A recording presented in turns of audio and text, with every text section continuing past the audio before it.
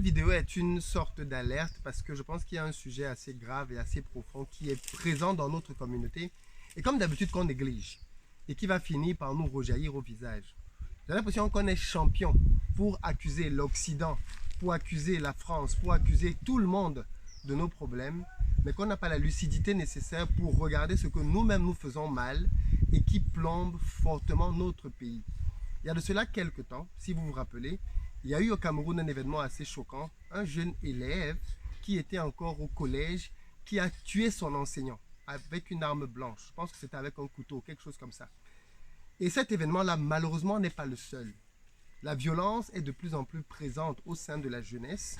Et ceci se fait au vu et au su de tout le monde, sans que de véritables mesures drastiques ne soient prises. Je me propose donc dans cette vidéo aujourd'hui de mettre en avant 3 fléaux qui sont en train de miner notre société et qui font que l'on devrait sérieusement s'inquiéter. Parce que si on a l'habitude de dire que la jeunesse est le fer de lance de la nation, alors la jeunesse africaine est supposée être celle qui va relever le flambeau demain. Mais quand tu vois cette jeunesse-là et tu vois dans quoi elle est embourbée, tu as des raisons d'être inquiété. De Douala à Abidjan, en passant par Dakar, Cotonou ou Lomé, on se retrouve avec les mêmes types de problèmes. Regardons donc ensemble, d'après moi, les 3 premiers et peut-être les plus urgents. Le premier d'entre eux, qui est comme un tabou, c'est la drogue. Je ne sais pas si vous le savez, mais les jeunes se droguent énormément dans nos pays en Afrique. À tel point que même dans les établissements scolaires aujourd'hui, on commence à installer des caméras de surveillance. C'est vous dire, on n'installe pas des caméras de surveillance contre les voleurs.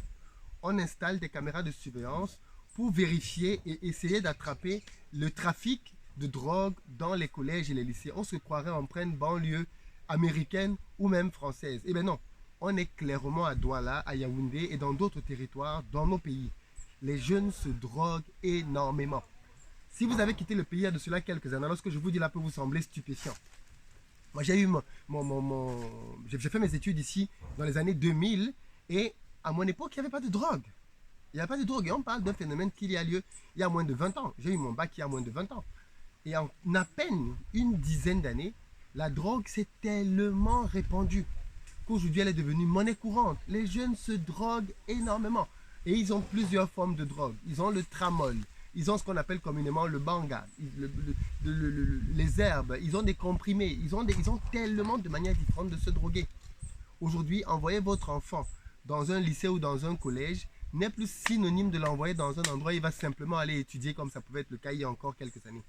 Aujourd'hui, les écoles sont devenues des lieux minés, des lieux dans lesquels il y a des enfants qui sont des gangs, des chefs de gangs, qui organisent des trafics. Les enfants viennent à l'école avec des armes blanches, des couteaux, des machettes, pour pouvoir régner en tant que dealer et acquérir des territoires. Et quiconque ose se mettre sur son chemin, quitte à ce que ce soit un enseignant, eh bien, court le risque de se retrouver poignardé et tué, comme on a pu le voir il y a de cela quelques semaines et qui a causé un drame national. Mais on a eu ce drame-là. Qu'est-ce que ça a causé après? Donc, premier élément très dangereux, les drogues. Et je suis sûr que cette chaîne, avec le nombre d'abonnés qu'on a, il y a forcément des jeunes ici qui prennent la drogue. Chers amis, vous ne pouvez rien construire avec la drogue. La drogue, ça vous bousille les neurones, ça vous tue le cerveau, ça vous rend bête à volonté. Et en plus, quand vous êtes sous le contrôle de la drogue, ça vous pousse à faire des choses horribles. Combien de viols ont eu lieu après consommation de drogue? Combien de meurtres ont eu lieu après consommation de drogue? Combien de vols ont eu lieu après consommation de drogue? Donc, ce n'est clairement pas avec ça que l'on va aller loin. Et pourtant, la jeunesse est abonnée à la drogue. Premier gros méfait. Deuxième méfait, l'alcool. Les jeunes boivent comme des fûts percés. Et quand je parle ici des jeunes, en réalité, l'alcool, ce n'est pas que les jeunes. Même les adultes.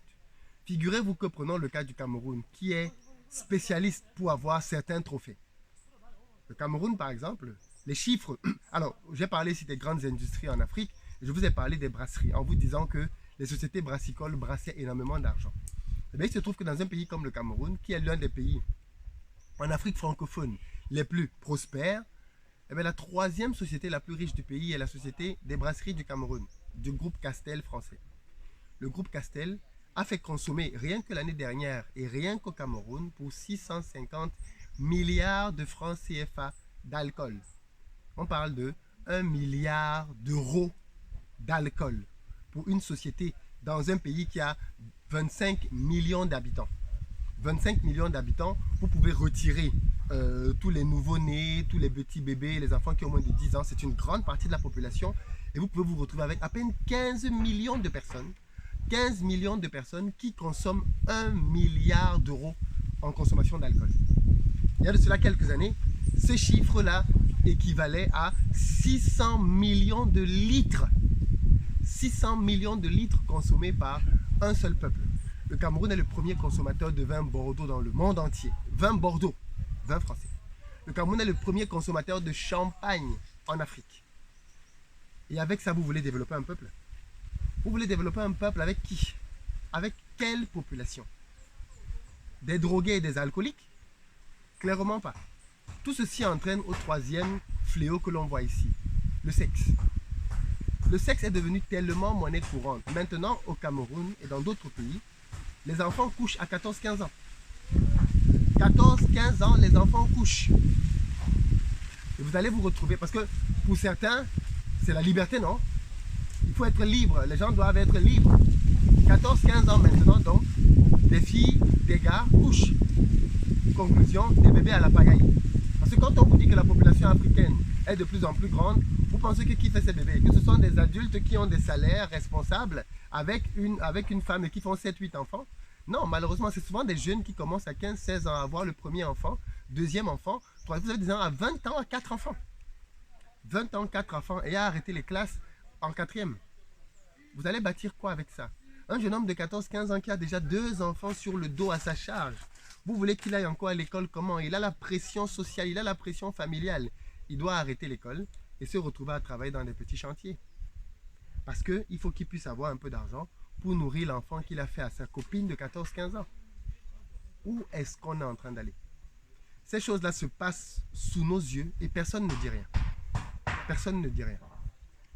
J'espère que cette vidéo va sensibiliser le maximum de personnes, que l'on va comprendre l'urgence et le danger que notre population est en train de vivre et qu'on va réaliser que c'est à nous de travailler pour que les choses changent. Clairement. C'est à nous de sensibiliser et c'est à nous d'agir. Parce que je pense qu'il faut légiférer. Interdire l'alcool à un certain nombre de populations, au moins de 21 ans, comme ça peut être le cas aux États-Unis. Mais je pense qu'il faut faire des choses. On ne peut pas rester juste bras croisés et laisser les choses se faire, quoi. Parce que si on continue, alors dans quelques années, la population africaine va doubler. On aura 2,4 milliards d'habitants. Mais on aura 2,4 milliards de quoi? De soulards? De drogués? De quoi? Le but, ce n'est pas d'avoir une population grande. Le but, c'est d'avoir une population qualitative. Le but, c'est d'avoir une population compétente. Le but, c'est d'avoir une population qui peut servir à développer le pays. Les Chinois sont 1,2 milliard, mais ce n'est pas 1,2 milliard d'alcooliques et de drogués. Ce n'est pas possible. La Chine a combattu farouchement la pénétration de la drogue dans son territoire parce qu'il savait que la drogue, c'est quelque chose qui tue un peuple. L'Europe, les États-Unis combattent chaque jour les cartels pour essayer de limiter les trafics de drogue. Chez nous, boum, voilà. On fume, on se drogue comme on veut, à volonté. Et avec ça, on dit qu'on veut bâtir un pays. Ceci est juste une alerte. Prenez-en conscience et agissez à votre niveau pour que ce genre de phénomène ne se reproduise pas et ne se multiplie pas. Bon entendeur, salut.